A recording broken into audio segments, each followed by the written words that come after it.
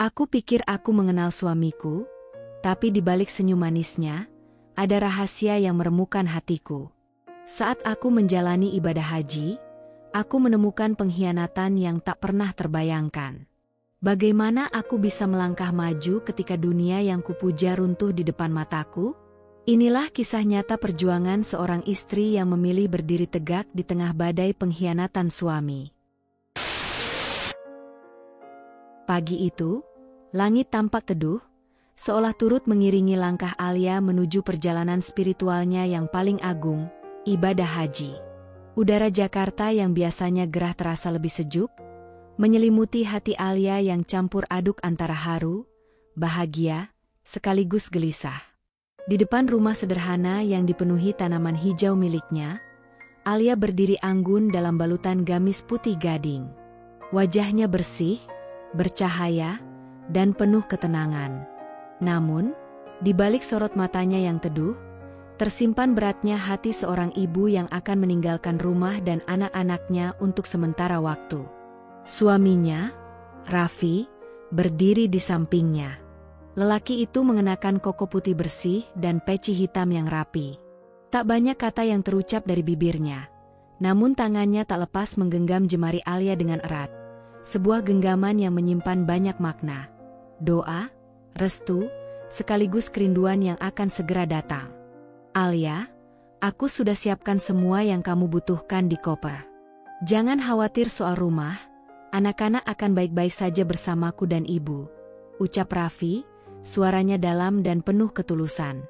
Alia tersenyum kecil, menatap wajah suaminya yang selama ini menjadi imam sabarnya. Terima kasih, Raffi. Jaga mereka baik-baik, ya. Khususnya Vira, dia masih suka rewel kalau malam. Raffi mengangguk sambil mengusap pundak istrinya dengan lembut. Kamu jangan pikirkan apapun di rumah. Fokus ibadah. Di sana, doakan kami, ya. Mobil jemputan haji dari agen travel sudah terparkir di depan pagar. Keluarga besar mulai berkumpul di halaman. Ada tangis tertahan, peluk yang menggantung lama, dan doa-doa lirih yang mengiringi. Ibu mertua Alia, seorang wanita sepuh dengan kerudung pastel, menghampirinya sambil membawa sekotak air zam-zam yang disiapkan untuk nanti. Hati-hati ya, nak. Di sana itu ladang pahala, tapi juga ladang ujian. Jangan lupakan salat tahajudmu. Jangan lalai. Alia mencium tangan sang ibu mertua, lalu memeluknya erat. Insya Allah, Bu, mohon doa, ya. Semoga bisa kembali dalam keadaan mabrur. Saat tiba waktunya untuk naik ke mobil, Alia berlutut dan memeluk Vira dan Hanan, dua buah hatinya. Vira, si kecil yang baru berusia 3 tahun, menggigit bibirnya menahan tangis. Hanan, yang duduk di bangku kelas 2 SD, sudah lebih mengerti, namun tetap memeluk ibunya erat-erat. Umi, jangan lama-lama ya. Hanan tunggu Umi pulang bawa oleh-oleh dari Mekah, bisik Hanan pelan. Alia tertawa kecil sambil menahan tangis. Insya Allah, sayang. Umi titip kalian ya sama Abi. Dengan langkah pasti namun hati yang berat, Alia akhirnya masuk ke dalam mobil.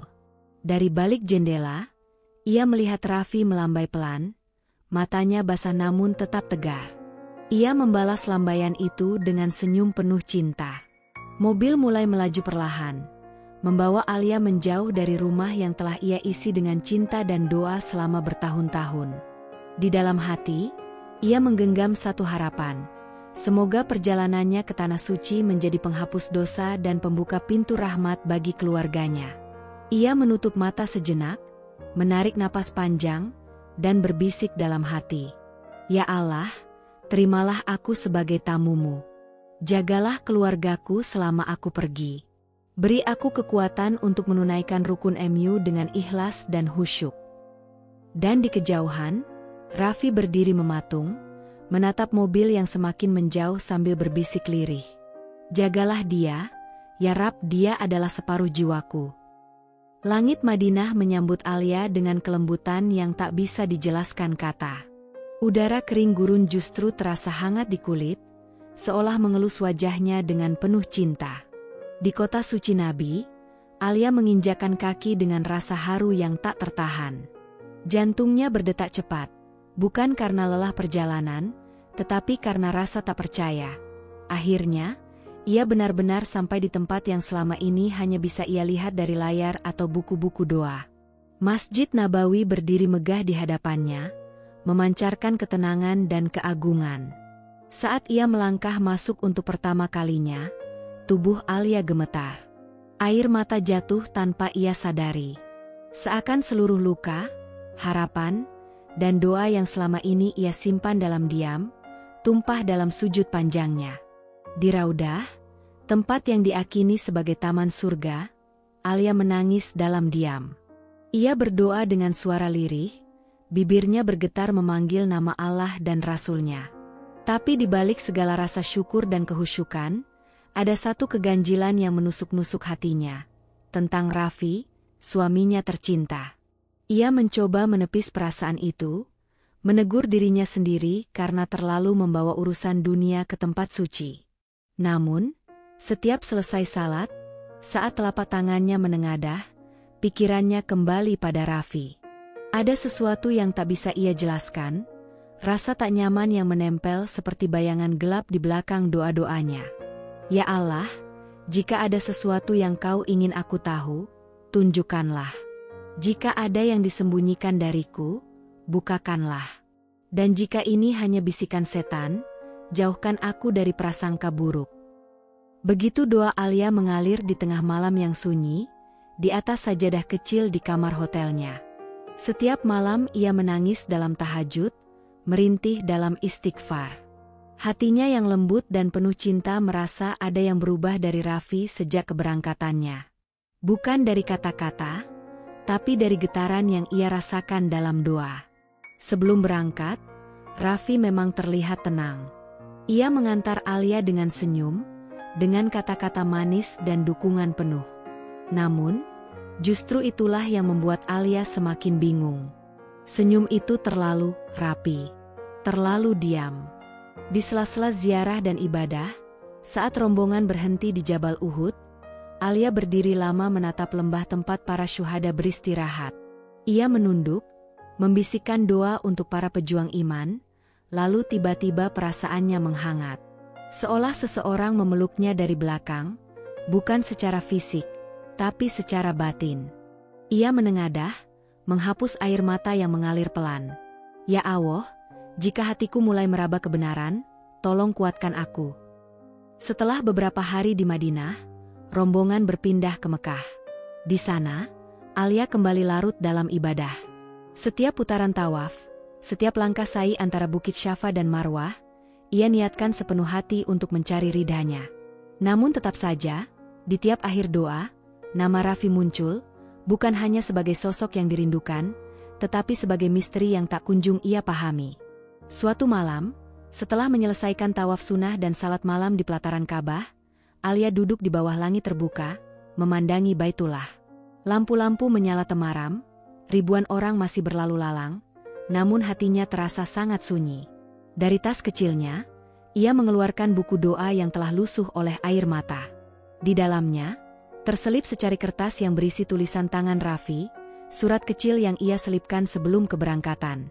Alia, istriku, beribadahlah dengan tenang. Jangan pikirkan apapun selain Allah. Aku dan anak-anak mencintaimu, dan kami menunggumu pulang dengan hati penuh doa. Oh Raffi. Kertas itu basah oleh air mata Alia. Tangannya menggenggam erat surat itu, dadanya sesak. Aku ingin percaya, Raffi, tapi mengapa hatiku terus merasa ada yang kau sembunyikan? Bisiknya lirih, nyaris tak terdengar di antara gemuruh doa malam. Dari jauh, suara adzan subuh mulai menggema. Cahaya fajar mengintip dari balik menara. Alia berdiri perlahan, mengambil air zam-zam, dan menyeka wajahnya. Ia bersiap kembali ke masjid, melanjutkan ibadah yang tak ingin ia sia-siakan. Tapi kali ini, hatinya memanggil Allah dengan lebih dalam, lebih lirih, lebih menghibah. Jika ada kebenaran yang harus aku tahu, maka jadikan tanah suci ini saksi, bahwa aku siap menerimanya. Sekuat hatiku memeluk MU, ya Rab.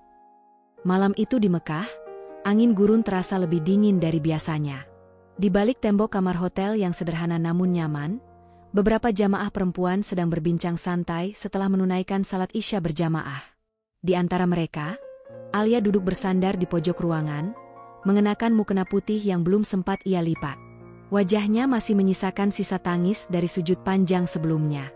Awalnya, obrolan teman-teman sekamarnya terasa ringan, tentang pengalaman spiritual, keramahan penduduk lokal, hingga kekaguman mereka pada kebersihan Masjidil Haram. Namun, perlahan, topik pembicaraan berubah. Menjadi sesuatu yang menusuk hati Alia, tanpa diduga.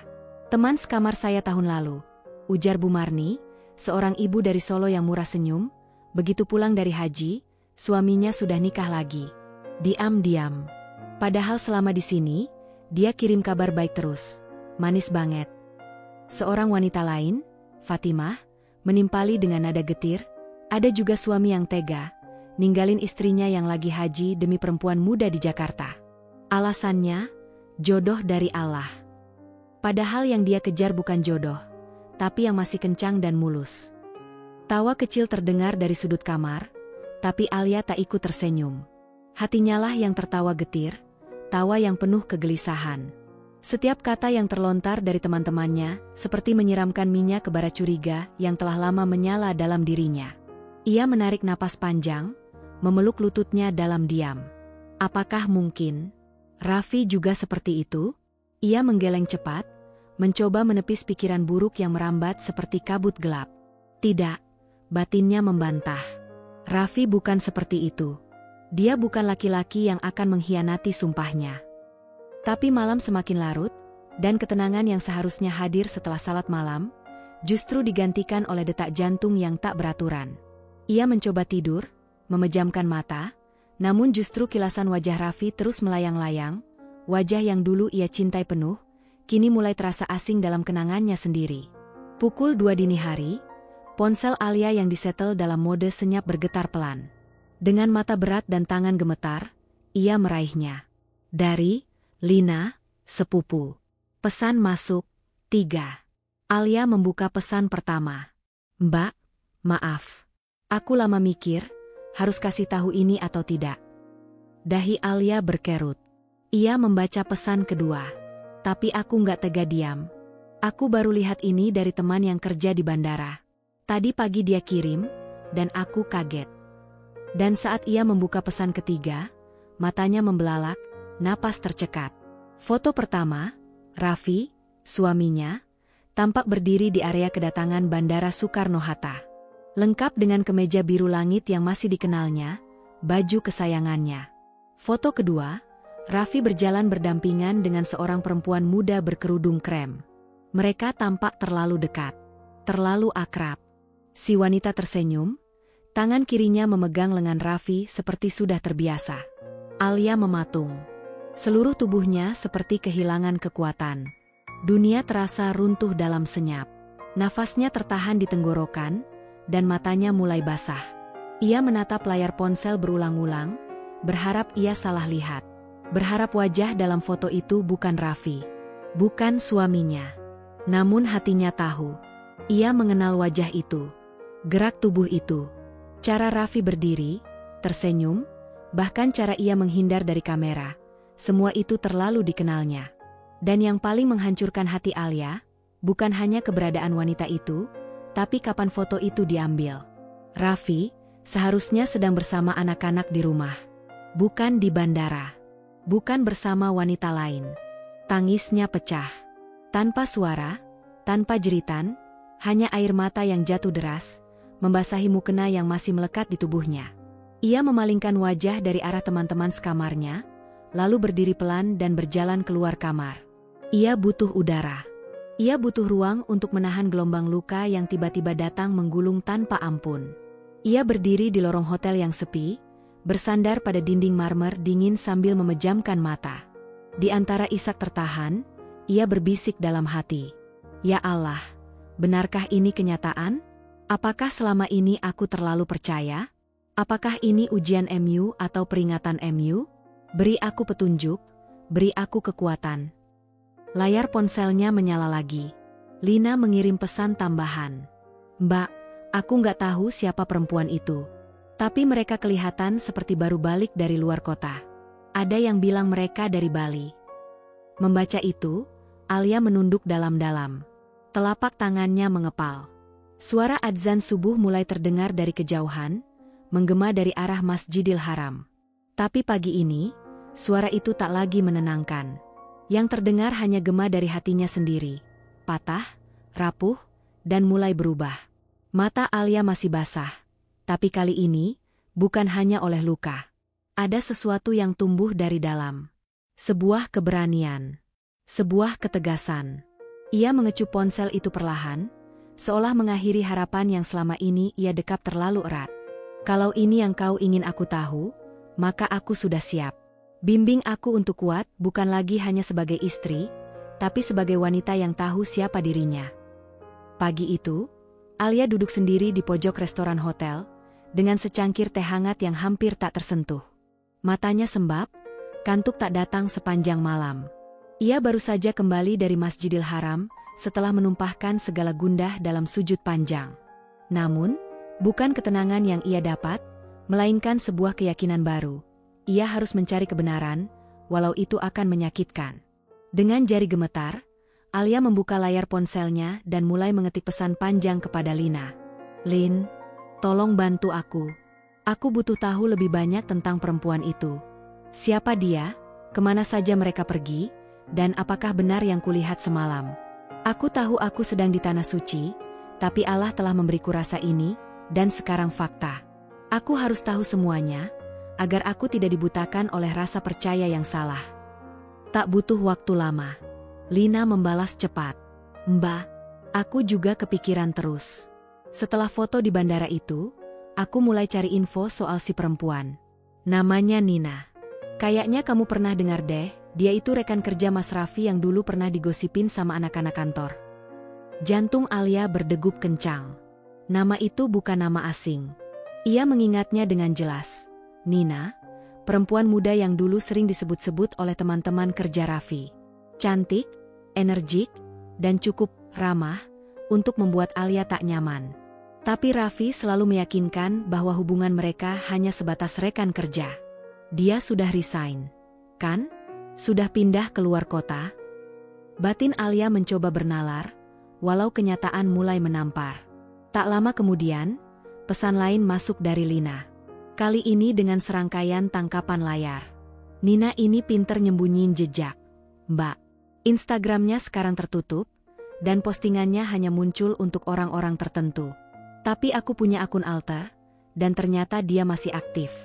Cuma yang dia unggah itu halus banget. Tangkapan layar pertama. Foto sebuah hotel mewah di Praha. Captionnya hanya emoji bintang dan kata, finally, disertai tanggal yang sesuai dengan waktu Alia baru tiba di Madinah. Tangkapan layar kedua. Sebuah foto gelas wine kosong di atas meja makan dengan latar Eropa. Tapi yang mencolok adalah tangan pria yang sedang memegang menu, tangan yang sangat mirip dengan tangan Raffi. Jam tangan hitam dengan tali kulit yang khas, persis hadiah ulang tahun dari Alia 2 tahun lalu. Tangkapan layar ketiga. Siluet 2 orang di jendela besar sebuah kamar hotel. Wajah tak tampak jelas, tapi postur pria itu tinggi, ramping, dan sedikit condong saat tertawa. Postur Raffi. Alia membeku. Matanya menatap layar ponsel seperti hendak menembus permukaannya. Sakitnya menjalar pelan namun pasti. Ini bukan sekadar prasangka. Ini bukan sekadar kecemasan. Ini adalah bukti, halus, namun cukup menyayat untuk merobek sisa kepercayaan yang masih ia genggam. Tangannya bergetar saat ia membalas pesan Lina. Kamu yakin itu tangan Raffi? Mbak, aku kenal jam tangan itu. Itu yang dulu Mbak kasih pas ulang tahun. Kan? Aku ingat banget. Dan hotel itu, Nina upload story dari Bandara Paris 2 hari lalu. Sepertinya mereka ke sana setelah Praha. Alia menutup wajah dengan kedua telapak tangannya. Air matanya kembali jatuh. Ia bukan menangis karena dikhianati saja, tapi karena kenyataan ini datang saat ia berada di tempat paling suci, saat ia seharusnya hanya fokus kepada Allah. Namun justru di tempat inilah, Allah membuka tabir yang selama ini tersembunyi rapat. Tabir tentang suaminya, Tentang cinta yang selama ini ia rawat dengan penuh kepercayaan. Dia bukan sekadar berlibur. Raffi dan Nina bepergian ke Eropa bersama. Sementara ia, istri sah yang penuh cinta dan pengorbanan, sedang sujud di depan Ka'bah, memohon kebaikan untuk rumah tangga yang sedang runtuh dari belakang. Dalam keheningan kamar hotel, Alia duduk diam. Ia tak ingin langsung mengambil keputusan. Ia tahu, sebagai istri, sebagai muslimah, ia harus menahan diri dari gegabah. Tapi untuk kali ini, hatinya tak bisa dibohongi. Ia membuka Al-Quran kecil yang selalu ia bawa, membacanya pelan dengan suara bergetar. Hingga ayat ini menamparnya dengan lembut namun keras. Dan janganlah kamu merasa lemah, dan jangan, pula, bersedih hati, sebab kamu paling tinggi, derajatnya, jika kamu orang beriman. Quran Surat Ali Imran, 139. Alia terisak. Tapi kali ini, bukan karena kesedihan semata. Ada sesuatu yang bangkit dari dalam dadanya. Sebuah semangat untuk tidak lagi memohon pada manusia, tapi untuk berdiri atas nama dirinya sendiri. Kalau ini ujian MU, ya Rab, aku akan lewati dengan kepala tegak. Aku tak ingin menjadi wanita yang ditinggalkan, aku ingin menjadi wanita yang memilih meninggalkan saat tahu dirinya tak dihargai. Tangannya kembali menggenggam ponsel. Kali ini bukan untuk menangis, tapi untuk membalas. Terus pantau, Lin. Dan tolong kalau bisa, cari tahu apakah mereka menginap bersama. Aku butuh tahu, sebelum aku pulang. Dan di ujung pesan itu, Alia mulai menulis satu kalimat lain. Kalimat yang belum ia kirim, namun sedang menunggu waktu. Raffi, setelah aku pulang, kita perlu bicara. Sebagai dua orang dewasa. Tapi kali ini, bukan lagi sebagai suami dan istri. Di sudut kota yang sunyi, jauh dari tanah suci yang sedang dilalui Alia dengan air mata dan doa, Raffi sedang menikmati sebuah kehidupan ganda yang nyaris sempurna. Sebuah kamar hotel mewah di Praha menjadi saksi bisu dari apa yang disebutnya sebagai liburan. Padahal kenyataannya lebih menyerupai bulan madu yang dibungkus kebohongan. Ia duduk di sofa berlapis kulit, bersandar santai sambil menatap langit-langit ruangan, segelas wine kosong di meja, dan tubuh seorang wanita muda yang sedang tertidur dengan rambut terurai di atas bantal satin. Semuanya terlihat tenang, glamor, dan tak terganggu, seolah dunia luar hanyalah ilusi. Wanita itu, Nina, tahu persis siapa Raffi. Ia bukan korban. Ia bukan tidak tahu bahwa pria yang kini terlelap di kamar hotel bersamanya adalah suami dari seorang perempuan lain. Ia tahu betul nama Alia. Ia pernah melihat fotonya, bahkan tahu anak-anaknya. Tapi bagi Nina, semua itu hanyalah bagian lain dari kehidupan Raffi. Bagian yang tak perlu ikut masuk ke dalam ruang pribadinya. Yang terpenting baginya, Raffi ada di sini, bersamanya. Memberinya tas-tas bermerek, kamar hotel dengan pemandangan indah, makan malam di restoran bintang 5, dan perhatian yang cukup untuk membuatnya merasa lebih dari sekadar simpanan. Dalam logikanya, selama Raffi tetap memberikan apa yang ia butuhkan, kemewahan, perjalanan, dan status sosial terselubung, dan selama istri sah tidak mengetahuinya, maka semua ini sah-sah saja. Bagi Nina, moral adalah soal perspektif. Ia melihat dirinya bukan sebagai perusak rumah tangga, tetapi sebagai bagian dari kompromi dewasa. Raffi butuh pelarian, aku butuh kestabilan. Alia tak perlu tahu. Win-win.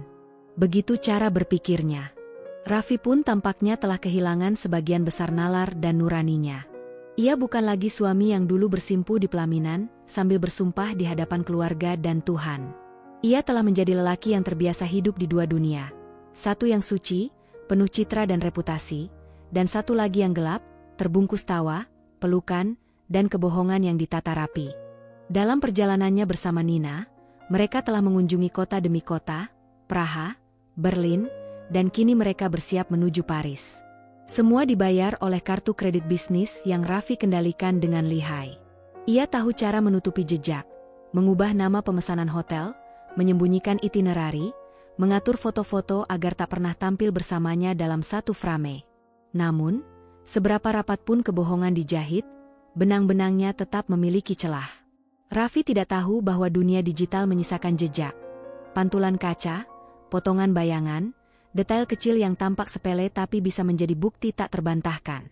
Ia tak tahu bahwa seseorang di Jakarta sedang mengumpulkan potongan-potongan kecil itu dengan sabar dan teliti. Bahwa bayangannya di balik jendela hotel bisa menjadi pemantik kehancuran. Di tengah kemewahan yang sementara itu, tak ada doa yang dilantunkan, tak ada rasa bersalah yang benar-benar hadir. Yang ada hanyalah pembenaran, desahan kepuasan sesaat, dan rasa aman yang palsu. Tapi waktu terus berjalan. Dan dari tanah suci, ada seorang wanita yang perlahan bangkit dari kepatahan dan mulai menyiapkan dirinya. Bukan untuk membalas, tetapi untuk membebaskan dirinya dari lingkaran dusta. Sementara Raffi tertawa bersama Nina di balkon hotel, menyesap minuman dan membahas tempat mana yang akan mereka kunjungi esok hari, ia tidak menyadari bahwa momen itu, yang tampak sempurna, sedang diiringi oleh sesuatu yang jauh lebih besar. Runtuhnya kepercayaan seorang istri, hancurnya kehormatan sebagai kepala rumah tangga, dan mendekatnya kebenaran yang akan menampar lebih keras daripada apapun. Apa yang bagi Raffi dan Nina terasa seperti petualangan, sesungguhnya adalah titik awal dari akhir yang diam-diam sedang ditulis oleh takdir, dengan tinta air mata dan lembar-lembar doa dari seorang wanita yang tak lagi ingin disakiti. Pesawat dari Jeddah mendarat di Jakarta pada pagi yang mendung. Hujan tipis menyambut kedatangan jemaah haji, seolah langit pun ikut bersedih. Tapi Alia tidak menangis. Wajahnya tenang, matanya tak lagi sembab. Ia sudah membiarkan tangisnya tumpah di hadapan Ka'bah, sudah menyerahkan semua luka itu kepada Tuhan. Kini yang tersisa hanyalah diam yang penuh rencana. Di balik kerudung putih yang masih menyimpan aroma tanah suci, Alia menatap Bandara Soekarno-Hatta yang dipenuhi pelukan dan air mata keluarga. Ia berjalan keluar bersama koper dan tas kecil, napasnya dalam dan mantap. Di pintu kedatangan, Raffi telah menunggu. Pria itu berdiri di antara kerumunan, membawa bunga putih dan senyum seolah semuanya masih sama. Seolah rumah mereka tak berubah, seolah cinta dan kepercayaan masih utuh. Tapi Alia tahu, senyum itu palsu. Terlalu sempurna untuk seorang suami yang baru saja pulang ditinggal istrinya berhaji. Terlalu tenang untuk seseorang yang tahu telah berkhianat. Alia menghampiri Raffi. Ia tidak memeluknya, hanya menyambut dengan senyum tipis dan anggukan kecil. Ia tidak menunjukkan kecurigaan, tidak melontarkan tanya. Ia ingin Raffi tetap merasa aman. Ia ingin lelaki itu terus percaya bahwa semua baik-baik saja. Sesampainya di rumah, Alia langsung bersujud di sajadah. Bukan karena rasa rindu pada tanah kelahirannya, tapi sebagai tanda bahwa ia kembali dengan hati baru, lebih kuat, lebih sadar, dan lebih waspada. Beberapa hari setelah kepulangannya, kehidupan berjalan seperti biasa di mata luar. Alia memasak, mencuci, mengurus anak, dan menjalankan aktivitasnya sebagai istri dan ibu. Ia tak membahas apapun soal Nina, soal Eropa, atau soal kebohongan yang telah mengirisnya diam-diam. Namun di balik rutinitas yang terlihat biasa itu, Alia mulai menyusun potongan demi potongan kebenaran.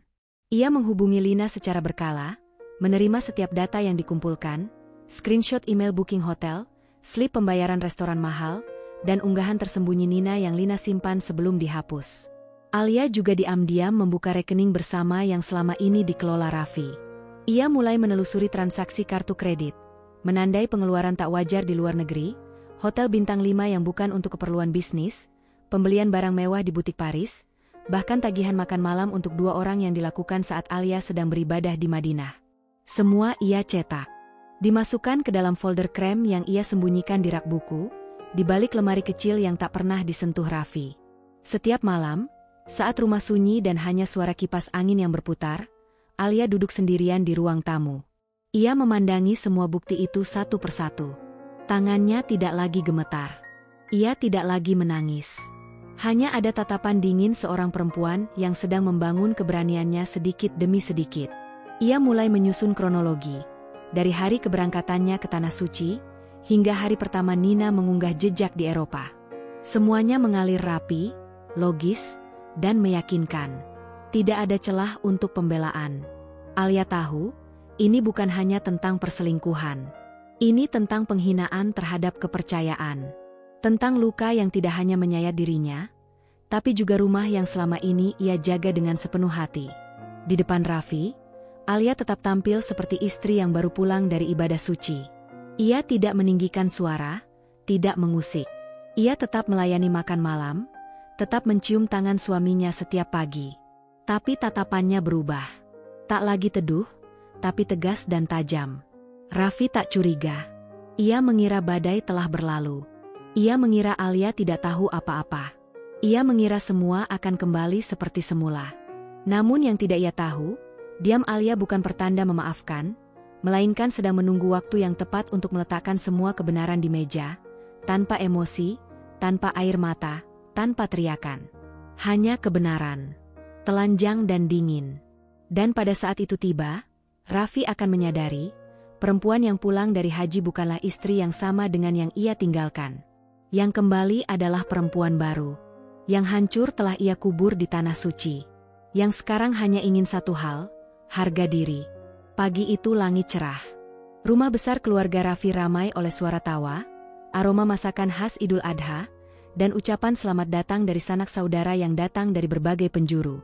Acara syukuran sederhana diadakan untuk menyambut Alia, sang istri salehah yang baru saja kembali dari tanah suci. Keluarga besar berkumpul, adik-adik Raffi, paman dan bibi dari pihak mertua, bahkan sang ibu yang selama ini selalu memihak anak lelakinya meski tahu ia sering pulang larut tanpa alasan jelas. Raffi tampil seperti suami teladan, berbaju koko bersih, senyum lebar, menyambut para tamu dengan sopan. Di sampingnya, Alia duduk anggun mengenakan gamis putih susu dan kerudung krem lembut. Wajahnya bersih, tenang, tanpa guratan amarah atau luka. Ia menyalami satu persatu anggota keluarga, memeluk adik ipar yang sejak dulu dingin padanya, dan menyuguhkan kue-kue kecil yang ia bawa dari Mekah. Tak ada yang curiga. Tak ada yang melihat badai yang sedang ia bawa di balik senyumannya. Setelah makan siang, semua berkumpul di ruang tengah. Meja dipenuhi buah tangan dari tanah suci, air zam-zam, kurma ajwa, sajadah, dan parfum khas. Alia bangkit dari duduknya dengan lembut. Ia menatap satu persatu anggota keluarga, lalu mulai berbicara dengan suara lembut yang menggema pelan. Terima kasih sudah datang hari ini. Saya bersyukur bisa kembali dengan selamat dan sehat. Semoga semua doa yang saya panjatkan di Mekah dan Madinah diijabah Allah. Suasana hening. Semua mendengarkan dengan seksama, bahkan anak-anak kecil duduk diam di pangkuan orang tuanya. Alia membuka tas besar di sampingnya. Mengambil kantong oleh-oleh dan membagikannya satu persatu. Ini untuk Tante Wati. Ini untuk Ibu. Ini buat Raffi, sajadah baru. Semua menerima dengan senyum. Lalu Alia diam sejenak. Ia menatap Raffi yang duduk bersandar di kursi, tampak santai, tak sadar badai akan dimulai. Alia meluruskan tubuh, menahan napas, lalu berkata dengan nada yang tetap tenang, tapi kini tajam. Dan ada satu oleh-oleh khusus dari Eropa. Tapi bukan dari aku. Dari suamiku dan wanita simpanannya. Hening. Waktu seperti membeku. Beberapa tamu memandang ke kiri dan ke kanan, mencari isyarat apakah itu candaan. Tapi Alia tidak tersenyum.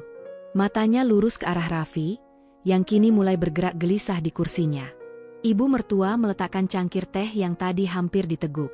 Wajahnya berubah pucat. Alia mengambil sebuah map besar dari tas kain di sampingnya.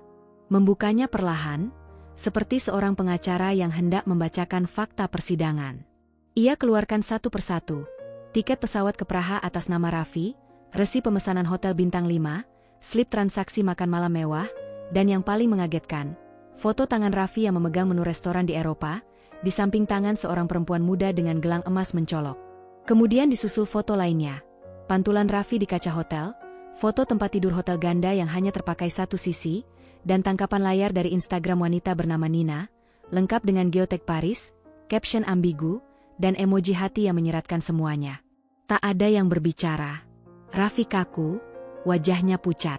Ia menatap Alia seolah tak mengenalnya. Tapi Alia tetap berdiri tenang, tak menangis, tak melengking, tak membentak. Izinkan saya berbagi cerita, lanjut Alia, suaranya mulai bergetar, tapi ia tetap berdiri tegak. Ketika saya tawaf, saya menangis dan berdoa untuk suami saya. Tapi ternyata suami saya sedang menikmati bulan madu dengan wanita lain di tempat yang jauh dari tanah suci. Mungkin ini bukan kesalahan pertama, mungkin juga bukan yang terakhir. Tapi ini adalah yang pertama kali saya memilih untuk tidak diam. Beberapa anggota keluarga mulai menunduk. Adik Raffi menatap kakaknya dengan wajah bingung dan kecewa. Ibu Raffi tampak menutup mulutnya, setengah syok. "Saya tidak berdiri di sini untuk membuat drama," kata Alia, kali ini menatap seluruh ruangan. "Saya berdiri karena saya tidak mau anak saya tumbuh dalam kebohongan.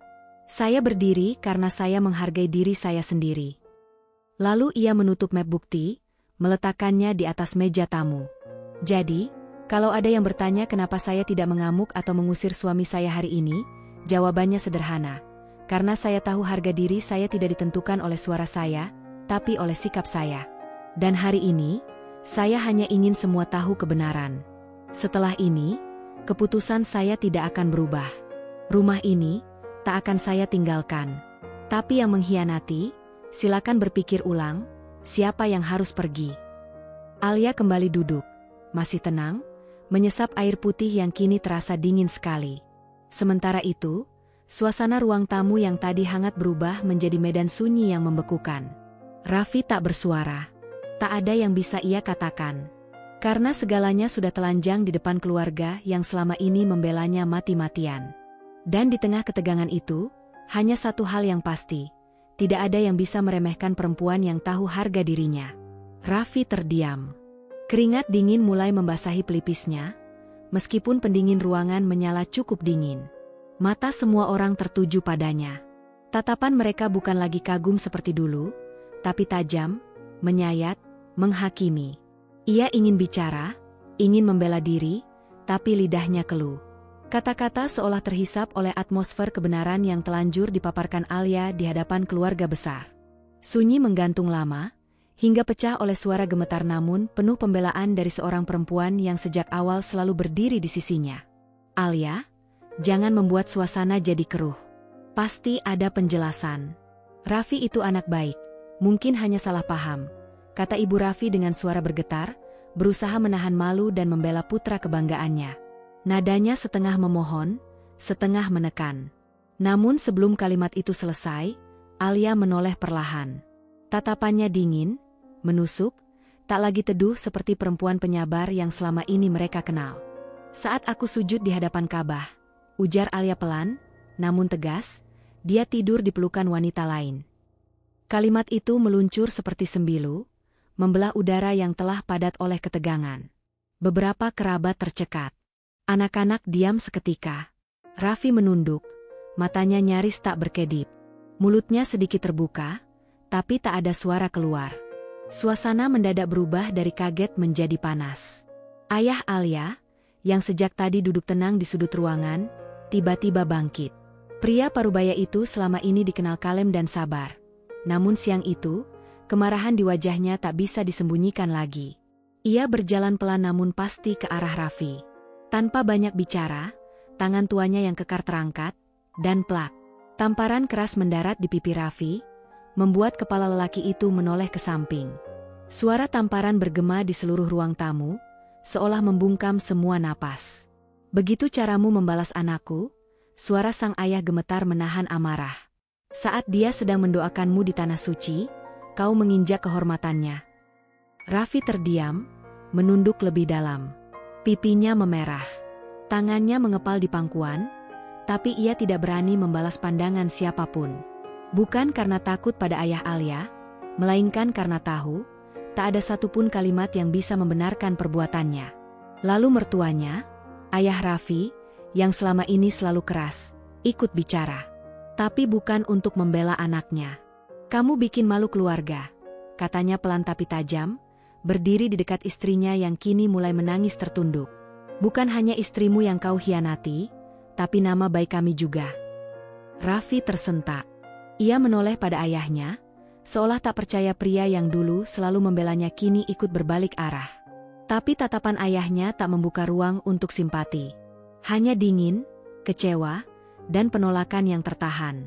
Alia masih berdiri, tidak mundur, tidak menangis. Wajahnya pucat tapi kuat.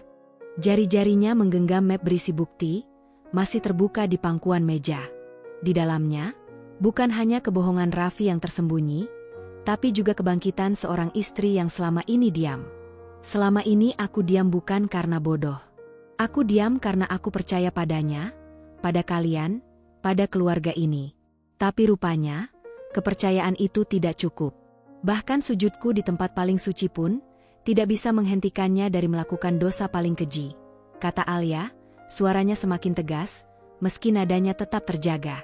Tiba-tiba, adik Raffi yang perempuan, yang selama ini cuek dan tidak begitu dekat dengan Alia, berdiri, menatap kakaknya dengan tatapan terluka. Kak Raffi, selama ini aku pikir kamu panutan. Ternyata kamu cuma pengecut. Gumamnya sebelum pergi ke dapur dengan air mata menetes. Tak ada lagi yang bicara. Ibu Raffi menangis terisak, menutup wajahnya dengan kerudung. Para tamu satu persatu mulai bangkit dan pamit dengan raut kikuk. Beberapa bahkan menolak menatap Raffi, merasa jijik dan dikhianati oleh citra suci yang selama ini mereka banggakan. Raffi tetap duduk membatu. Dunia yang selama ini mengelilinginya, kehormatan, simpati, perlindungan ibunya, runtuhannya dalam satu siang. Dan di tengah runtuhan itu, berdirilah Alia, perempuan yang dulu nyaris hancur, tapi kini tampil lebih tegak dari siapapun di ruangan itu. Ia tidak menang. Ia tidak membalas dendam. Tapi ia berhasil memperlihatkan, yang salah bukan dia, dan yang harus malu bukan dirinya. Pagi di rumah itu terasa berat. Udara seperti enggan bergerak, padahal matahari sudah tinggi dan tirai jendela terbuka lebar. Sisa-sisa kemarin masih terasa membekas. Ketegangan yang belum reda, wajah-wajah keluh yang belum sempat menata kembali ekspresi mereka. Raffi belum banyak bicara sejak insiden di acara keluarga. Ia lebih banyak diam di kamar, duduk mematung seperti boneka yang kehilangan tuan. Di lantai bawah, Alia duduk di ruang tengah dengan map besar di pangkuannya. Di hadapannya ada ayah dan ibunya, serta beberapa anggota keluarga lain yang datang pagi-pagi setelah mendengar kabar bahwa Alia akan menyampaikan sesuatu. Raffi akhirnya muncul, wajahnya lesu, mata sembab. Di belakangnya menyusul ibunya, masih mengenakan mukena yang belum sempat dilipat rapi. Keduanya duduk tanpa suara. Alia menarik napas dalam-dalam, lalu menatap mereka satu persatu. Suaranya jernih, tak meninggi, namun menggema dengan keyakinan yang tak bisa dibantah. Aku ingin berpisah. Seolah satu kalimat itu menjadi palu yang mengetuk meja, semua sontak membisu. Suasana kembali seperti kemarin, tegang, menahan napas, tapi kini berbeda. Ini bukan ledakan emosi, bukan kejutan sesaat. Ini keputusan. Pasti. Terukur. Alia, Ibu Raffi mulai berbicara, suaranya lirih. Setiap rumah tangga pasti ada ujiannya. Raffi memang hilaf. Tapi apakah tidak bisa diberi kesempatan? Alia menatapnya sejenak, lalu menjawab pelan, hilaf adalah ketika seseorang tergelincir dan berusaha memperbaikinya. Tapi ini adalah pengkhianatan yang direncanakan, dilakukan berulang, dan ditutupi dengan kebohongan. Ayah Alia mengangguk pelan, mendukung penuh di samping putrinya. Namun tak semua duduk diam. Paman Raffi ikut bersuara. Alia, saya paham kamu sakit hati. Tapi perceraian itu jalan terakhir. Banyak keluarga hancur hanya karena tidak mau mencoba memaafkan. Apa kamu tidak kasihan pada anakmu? Wajah Alia berubah. Bukan marah, tapi pilu. Ia mengusap pipinya sebentar, seolah menahan emosi yang ingin meledak, lalu berkata pelan, justru karena aku kasihan pada anakku, aku memilih pergi. Aku tidak mau dia tumbuh besar menyaksikan ayahnya mempermainkan ibunya. Aku tidak mau dia belajar bahwa bertahan dalam hubungan yang penuh luka adalah satu-satunya pilihan. Beberapa orang terdiam. Kalimat itu menampar logika mereka yang selama ini terbiasa menutup aib demi menjaga citra keluarga. Raffi akhirnya bersuara, lirih. Aku salah. Aku tahu. Tapi tolong beri aku kesempatan memperbaiki semuanya. Alia? Alia menoleh, menatap pria yang dulu ia cintai dengan seluruh jiwa. Tak ada benci di matanya, hanya kejernihan dan jarak. Ia tahu, kalau ia goyah sekarang, semua luka akan kembali menganga. Siklus itu akan berulang. Maaf, luka, maaf lagi, luka lagi. Kalau kamu benar-benar menyesal, katanya pelan, kamu akan menerima keputusanku tanpa drama, tanpa memaksa. Karena cinta yang matang tidak memenjarakan. Cinta yang dewasa tahu kapan harus dilepaskan. Ibunya Raffi mulai menangis terisak, menahan malu, menahan kecewa. Tapi Alia tetap teguh. Ia berdiri perlahan, lalu menyerahkan sebuah amplop berisi dokumen awal perceraian ke meja. Aku tidak ingin membuat skandal. Aku tidak akan bicara ke media, tidak akan mempermalukan siapa-siapa. Tapi aku juga tidak akan tinggal di rumah yang hanya terlihat utuh dari luar, padahal keropos dan penuh kebohongan di dalam. Semua orang terdiam. Beberapa kerabat menunduk, tidak tahu harus berkata apa. Yang awalnya menganggap perceraian adalah aib, kini mulai melihat bahwa bertahan dalam kepalsuan justru lebih menyakitkan dan memalukan. Alia berjalan meninggalkan ruangan tanpa menangis, tanpa menoleh lagi ke belakang. Langkahnya pelan tapi mantap, seperti seorang perempuan yang baru saja meninggalkan reruntuhan dan melangkah menuju kehidupan baru, yang ia bangun sendiri, dengan harga diri yang utuh.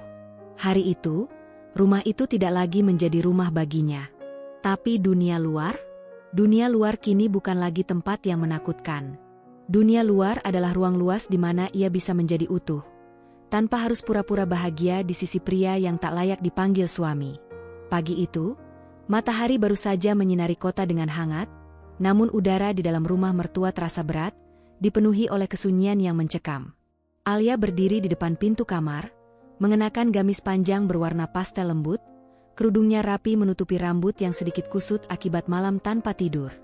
Di pelukannya erat, ada anak kecil yang masih mengantuk. Matanya yang polos sesekali menatap wajah ibunya dengan rasa ingin tahu dan ketergantungan yang tulus. Suasana di rumah itu seolah menahan napas, menyaksikan perpisahan yang tak hanya fisik, tapi juga batin. Langkah Alia mantap meskipun hatinya bergejolak. Ia menghela napas dalam-dalam, menyimpan segala perasaan sakit, kecewa, dan pengkhianatan jauh di dalam dadanya. Namun yang tampak di wajahnya hanyalah ketegaran, sebuah keputusan bulat yang tak bisa diganggu-gugat. Tanpa sepatah kata pun, ia berjalan ke ruang tamu, mengangkat koper yang sudah dipersiapkan beberapa hari lalu. Mata semua yang hadir tertuju padanya, ada yang menahan air mata, ada yang masih penuh penyesalan, dan ada pula yang menatapnya dengan keheranan. Anak kecil itu meringkuk semakin erat dalam pelukan Alia, lengannya mengelus kepala mungil itu dengan penuh kasih sayang, seolah ingin memastikan tidak akan pernah melepaskannya dari pelukan perlindungan. Alia menoleh sejenak ke belakang, memandang rumah yang selama ini ia sebut rumah, namun kini terasa asing dan penuh luka.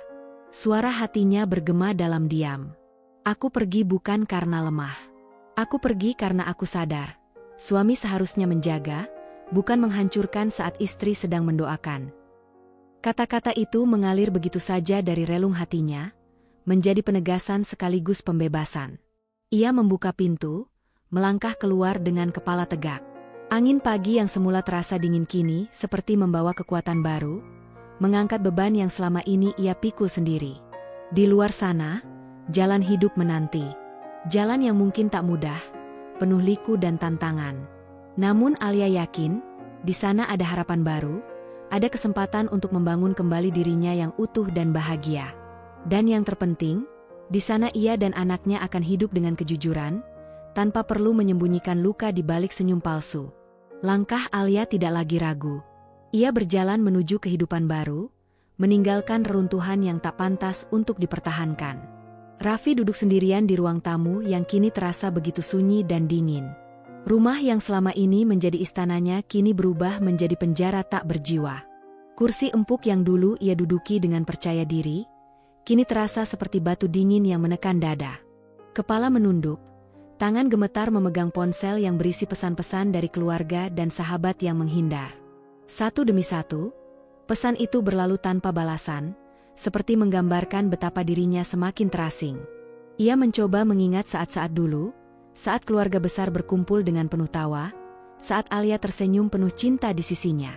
Namun bayangan itu kini seperti fata morgana yang menjauh setiap kali didekati. Perasaan bersalah menyergap setiap detik. Tatapan dingin dari ayah Alia, tamparan keras yang membekas di pipi, dan hinaan yang terlontar dari mulut orang-orang terdekat, semuanya menghantui pikirannya.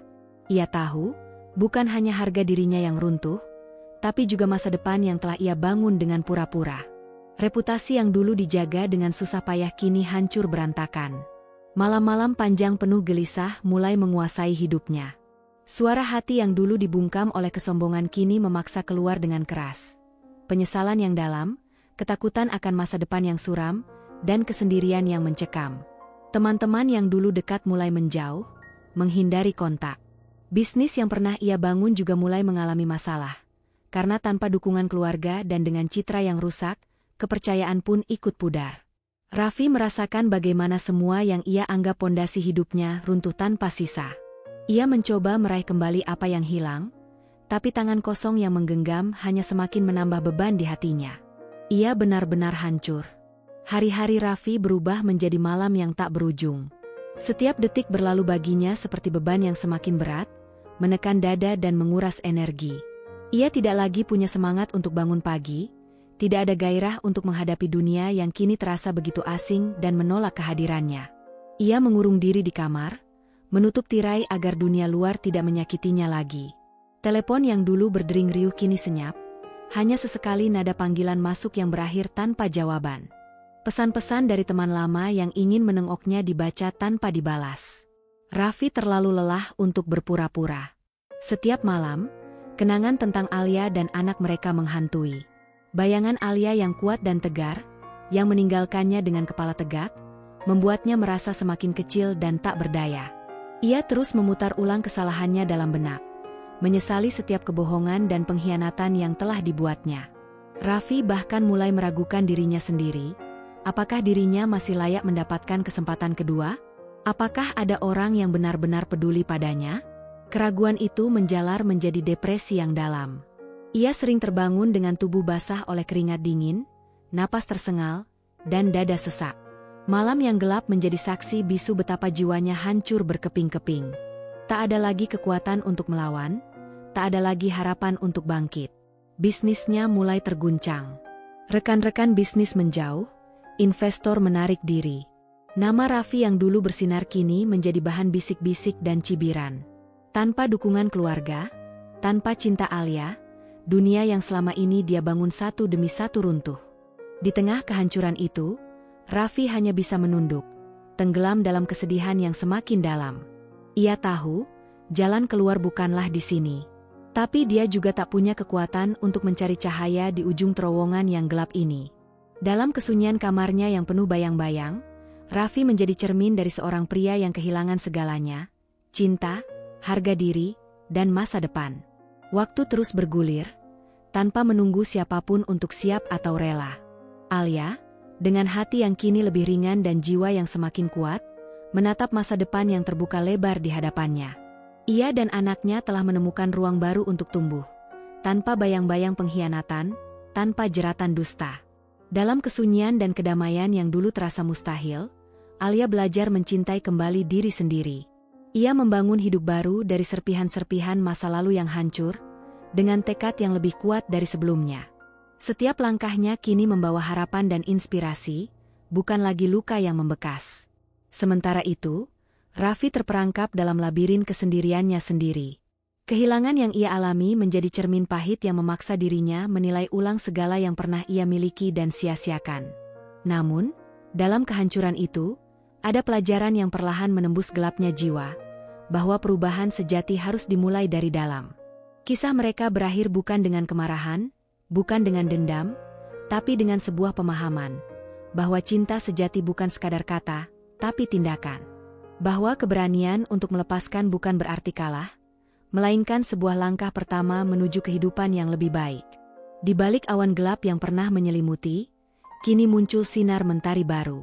Sinar yang menghangatkan dan memberi harapan, bahwa setiap jiwa yang terluka bisa sembuh, dan setiap hati yang patah bisa menemukan jalan kembali untuk berdetak dengan penuh arti.